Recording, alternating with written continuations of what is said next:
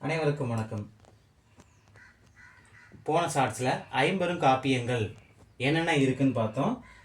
ஐம்பெரும் காப்பியங்கள்னா என்ன அப்படின்னா சிலப்பதிகாரம், மணிமேகலை, சீவக சிந்தாமணி, வளையாபதி, குண்டலகேசி, இது எல்லாமே ஐம்பெரும் காப்பியங்கள் அப்படின்னு போன ஷார்ட்ஸில் பார்த்துருந்தோம். இப்போ அந்த ஐம்பெரும் காப்பியங்களில் முதலாவது காப்பியமாக இருக்கக்கூடிய சிலப்பதிகாரத்தை பற்றி விரிவாக பார்ப்போம். இது டிஎன்பிசி, டிஆர்பி எல்லா எக்ஸாம்ஸுக்கும் யூஸ்ஃபுல்லாக இருக்கும். சிலப்பதிகாரத்தை எழுதியவர் யார் அப்படின்னா இளங்கோவடிகள். சிலப்பதிகாரத்தை எழுதினது யார்? இளங்கோவடிகள். இது சிலப்பதிகாரம் 2வது நூற்றாண்டை சேர்ந்தது.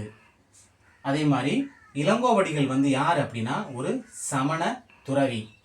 கடைச்சங்க நூல்களில் சிலப்பதிகாரமும் ஒன்று. இதோட மொத்த வரிகள், சிலப்பதிகாரத்தோட மொத்த வரிகள் எவ்வளோ அப்படின்னா 5001 வரிகளை கொண்டது.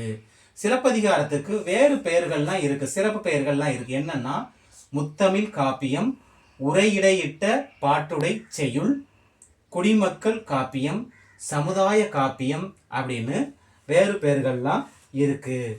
பாரதியார் இந்த சிலப்பதிகாரத்துக்கு சிலப்பதிகாரத்தோட பெருமையை சொல்கிற மாதிரி என்ன சொல்கிறாரு அப்படின்னா, நெஞ்சை அள்ளும் சிலப்பதிகாரம் என்றோர் மணியாரம் படைத்த தமிழ்நாடு என்று பாரதியார் சொல்கிறாரு. இந்த சிலப்பதிகாரம் 3 காண்டங்களையும் 30 காதைகளையும் கொண்டது. முதல் அது வஞ்சி காண்டம் 10 காதைகளையும், புகார் காண்டம் 13 காதைகளையும், மதுரை காண்டம் 7 காதைகளையும் கொண்டது.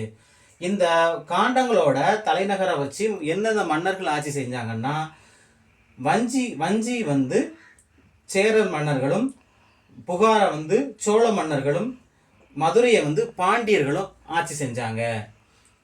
இதோட பதிகங்கள் என்ன அப்படின்னா, உரைசால் பத்தினிக்கு உயர்ந்தோர் எய்தலும் வஞ்சிக்குள்ளது, ஊழ்வினை உறுத்து ஊட்டும், இது புகாருக்குள்ள பதிகம். அரசியல் பிழைத்தோருக்கு அறம் கூற்றாகும், இது மதுரைக்குள்ளது. சிலப்பதிகாரம் தமிழர்களின் இசை இலக்கணத்தை உணர்த்தும் நூல் அப்படின்னு சொல்றாங்க. இந்த சிலப்பதிகாரத்துல 3 கனவுகளும் 2 கடிதங்களும் இருக்கு.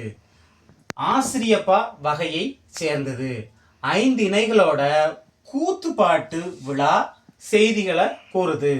குறிஞ்சிக்கு ஆய்ச்சியர் குறவை அப்படின்னும், முல்லைக்கு நாடு கான் காதை, மருதம்க்கு குன்ற குறவை, நெய்தலுக்கு காணல் வரி, பாலைக்கு வேட்டு வரி, இப்படியாக நூலோட சிறப்புகளை கூறுது. இந்த நூலுக்கு, சிலப்பதிகாரத்துக்கு உரை எழுதினவங்க யார் அப்படின்னா அடும்பத உரையாசிரியர்.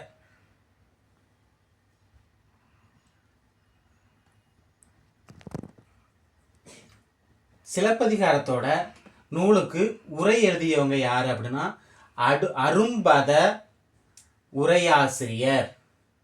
காணல் வாரி நீங்களாக முதல் 22 காதைகளுக்கு அடியார்க்கு நல்லார் என்ன செஞ்சாருன்னா உரை எழுதியிருக்காங்க.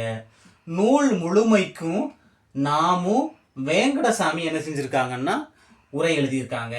இந்த இதை சிலப்பதிகாரம் தோன்ற காரணம் என்ன அப்படின்னா, சேரன் செங்குட்டுவன் என்ன செஞ்சார்னா தன்னோட நாட்டோட மலை வளம் காண பேரியாற்றங்கரைக்கு போனார்.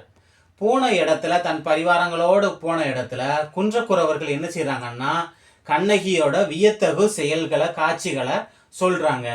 அத அங்க இருந்த புலவர் என்ன செஞ்சாரு, சாத்தனார் என்ன செஞ்சாருன்னா இளங்கோவடிகள்கிட்ட சொல்ல, இளங்கோவடிகள் என்ன செஞ்சாருன்னா சிலப்பதிகாரத்தை எழுதினாரு.